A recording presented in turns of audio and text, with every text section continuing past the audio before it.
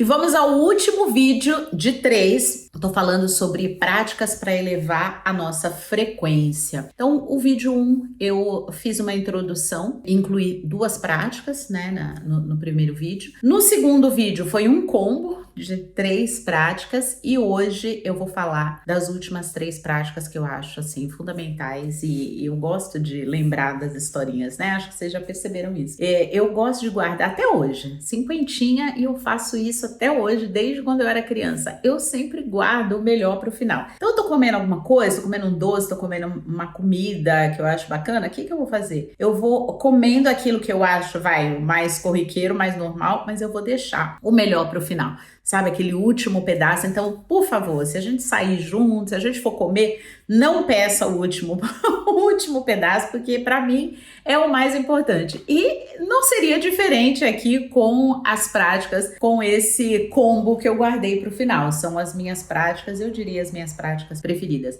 Apesar da leitura estar lá na frente, né? Mas aí eu abri com chave de ouro também. Então, antes de falar dessas práticas, eu vou pedir para você olhar em algum lugar, deve estar por aí, se esse é o primeiro vídeo que você está vendo da série, então eu sugiro que você volte, que você assista o vídeo 1 e o vídeo 2, depois você volta para cá, até para entender, né, a dinâmica, enfim, não precisa ser necessariamente nessa ordem, mas sugiro que seja. E aproveita para curtir o vídeo aqui se faz sentido.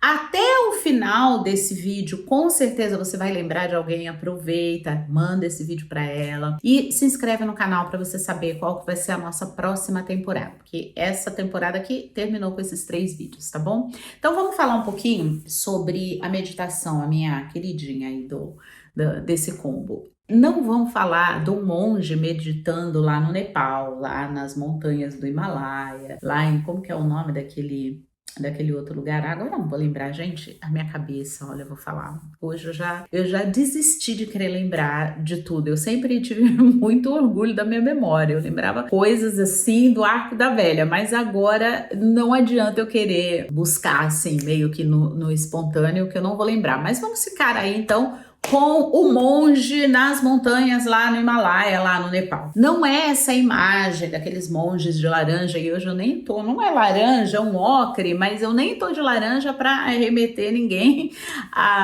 aos monges do Nepal. Mas pensar na meditação não como uma técnica, tá? Que eu acho que essa é a parte mais importante. Não, para meditar você tem que sentar em posição de lótus, fazer o mudra, o mudra com as mãos, tem que ficar em silêncio e blá blá blá. Não.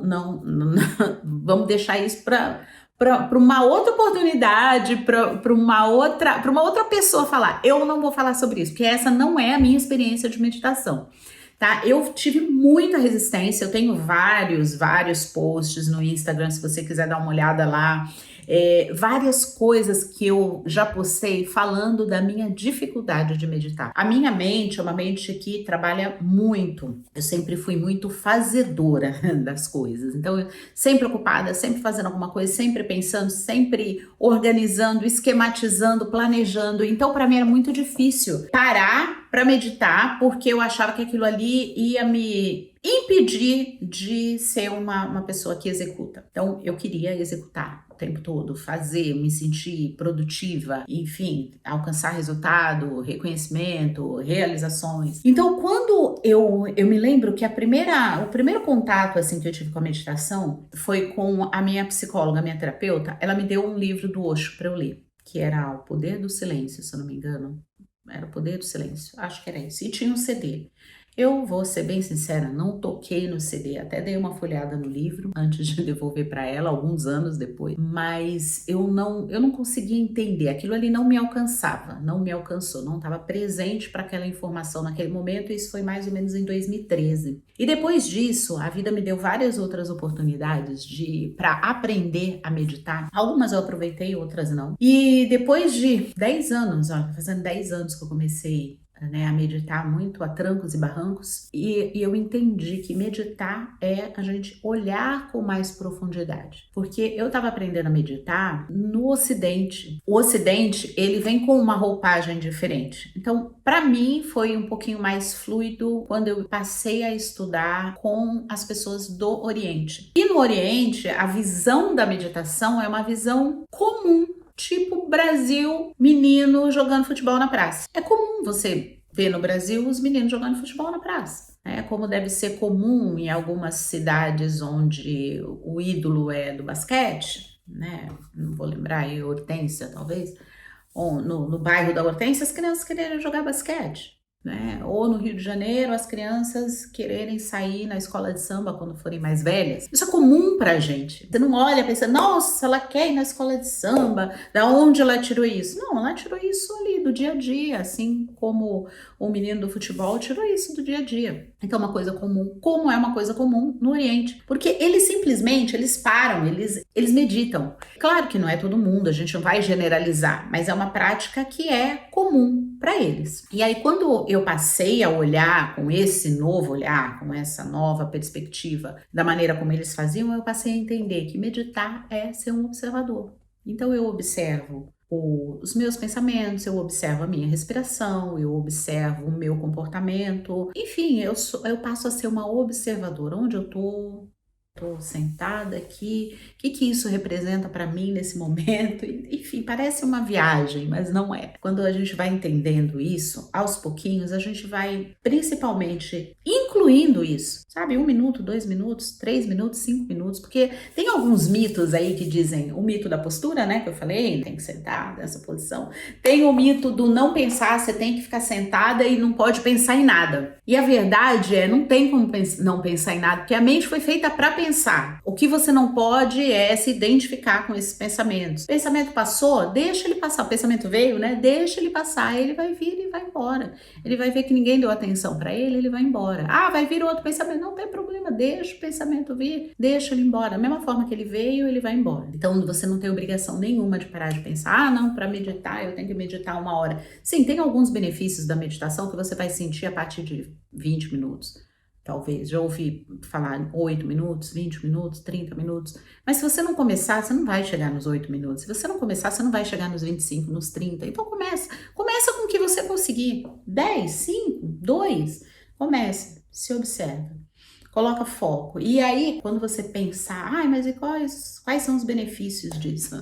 Eu vou contar uma historinha rapidinho, que estavam 2 monges, um na verdade aprendiz de monge e o outro monge mais experimentado. E aí, os 2 meditando e de repente o monge mais novo, aprendiz, virou, olhou, esperou alguma coisa acontecer, nada aconteceu. Aí ele, talvez a iluminação, né, o nirvana, aí ele olhou para o outro monge, né, mais velho, e o mais velho falou para ele, é isso aí, é isso. Tem nada depois disso. Fique esperando nada depois disso. Então medite apenas para ser aquele momento ali, para você ser um observador. Não fica esperando a iluminação, não fica fazendo troca com aquilo que você acha que vai ser importante. Não, eu vou meditar porque é assim, eu vou meditar porque de repente eu consiga, eu vou meditar. Não troca com nada. Simplesmente seja, tire aquele momento para ser você. Tire aquele momento para respirar, para se observar a sua respiração, o comportamento do seu corpo, seus pensamentos, enfim. E não barganhe com nada. A segunda prática, a criatividade, minha queridinha, tem um trechinho do livro da Julia Cameron, são um curso de 12 semanas, O Caminho do Artista, que ela fala para levar o seu artista para passear. Então, eu tenho essa prática e eu levo meu artista para passear. Então eu vou em feira, eu vou em shopping, livraria e fico observando. Às vezes uma vez eu fui no Museu do Café e eu fiquei olhando o que sabe, a criatividade das pessoas na disposição do café, né? Então, assim, parece umas coisas meio, nossa, André, mas você vai perder tempo com isso? Nesses momentos que você tá livre ali, a sua criança interior, ela já tá criando. Então, é um momento de muita, muita riqueza. Tem gente que acha que ser criativo é viver da arte. Não, eu vou viver da minha arte, eu vou viver das minhas miçangas, vou vender miçanga na praia. Não tem a ver com viver da arte. Tem gente que vai viver da arte, da pintura, do desenho, enfim, da escrita, mas não necessariamente. Imagina você, eu tenho um livro aqui do Da Vinci, que é muito interessante, porque o Da Vinci ele fazia tanta coisa na vida, e quando ele foi falar dele para alguém, ele dizia assim, depois que ele falava tudo que ele fazia, ele falava assim, eu também pinto. Então imagina, o pintor mais famoso, né, esse aqui é o meu livrinho de cabeceira, é um criativo, eu também pinto. Então imagina só que o cara que pintou a obra mais famosa de todos os tempos, ele fazia outras coisas além de pintar. Então, a criatividade não precisa ser necessariamente a sua ocupação principal. Ela pode ser o seu momento de se reconectar. Agora eu vou falar especificamente com as mulheres, se reconectar com o seu feminino. Então, você pode plantar num vasinho, fazer uma hortinha, jardinagem, cozinhar, dançar, esse tipo de prática faz você se reconectar com o seu feminino. E não precisa, né, viver disso, não precisa pensar, ai meu Deus do céu, se eu começar a usar minha criatividade, eu vou ter que trabalhar com isso. Não, é só aquele teu momento, é o momento de você trazer de dentro os seus tesouros escondidos. E por último, e não menos importante, não mesmo menos importante, vou trazer a prática que para mim é a que faz mais sentido nessa questão de manter a frequência elevada, porque apesar de ser algo profundo, que muitas vezes até me traz assim para o momento de introspecção, e momentos de introspecção nem sempre vão elevar a nossa frequência, mas às vezes vão até trazer essa contração, mas depois no final das contas, abre, floresce. Então, tudo que eu tô falando aqui traz um bem-estar, traz muito mais clareza de pensamento, muito mais fluidez, sabe, na vida, e por isso elevam a frequência. Então eu quero que na sequência você vai entender tudo isso que eu tô falando, né? Porque aqui, se você assistir só esse vídeo, de repente vai ficar, mas eu não entendi muito bem. Não, eu expliquei lá na introdução, eu expliquei no segundo vídeo, então aqui eu tô só fazendo um fechamento.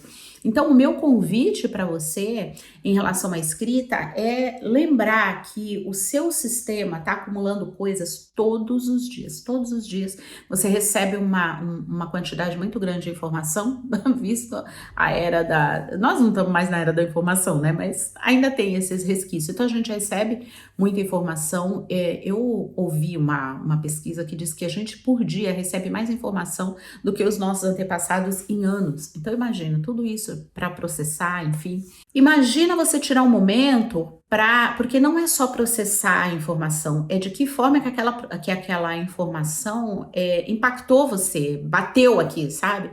Então essa é a hora da escrita, é a hora de você liberar, sabe? Então você libera ali memória, até porque tem coisas que você acha que você tem que guardar na memória, não, guarda no papel. A mente, ela foi feita para criar, ela foi feita para elaborar coisas, para organizar, não para ficar acumulando coisas que, quando a gente vai ver, muitas dessas coisas são lixo, né? Coisa que é pra gente nem se preocupar. Então, tira da mente, coloca no papel. E liberação emocional também. Então, tem essa liberação prática, né, da vida prática ali no dia a dia, mas tem essa liberação emocional também, sabe? Despejar ali no papel. Eu tô passando por um processo de autoexpressão muito forte. Eu tô precisando, sabe, liberar essa questão da autoexpressão, autenticidade. Então, para mim, a escrita tá ajudando e muito nessas questões. Então, se você quiser saber um pouquinho mais sobre isso, me chama, a gente conversa um pouquinho, posso abrir um pouquinho mais essa prática, né, e falar como é para mim. Organizar, sabe, listas, pontos, usar para sua vida prática, porque isso também alivia essa quantidade de coisas que a gente guarda na mente. Então, conforme a gente vai aliviando, conforme a gente vai despejando, conforme a gente vai liberando, vai sobrando espaço aqui na cachola. Isso também traz pra gente um pouquinho mais de alívio, sabe? Aquela sensação de, pelo menos as coisas parecem que estão mais nítidas para mim. Então você vê um benefício aí, tanto físico, quanto emocional, quanto mental. Então tem inúmeros benefícios da escrita que, se eu for falar aqui, acho que vai uma série falando só da escrita. E a gente pode fazer também, só coloca aí, se manifesta aí em algum lugar que a gente faz, eu faço um vídeo aí pra gente curtir essa rotina de escritas, que para mim é uma rotina, né? Eu escrevo todos os dias, não tem como eu não escrever um dia sequer. Eu escrevo todos os dias de alguma forma. E aproveita, curte esse vídeo, me fala o que você achou dessa sequência de práticas para elevar a nossa frequência. Se inscreve aqui no canal se você caiu de paraquedas, não sabe como que esse vídeo apareceu para você. Então aproveita, se inscreve para ver quais serão os próximos vídeos, do que eu vou falar nos próximos vídeos e indica para alguém que de repente você lembrou aí enquanto eu falava, tá bom? Um beijo grande e até a próxima temporada.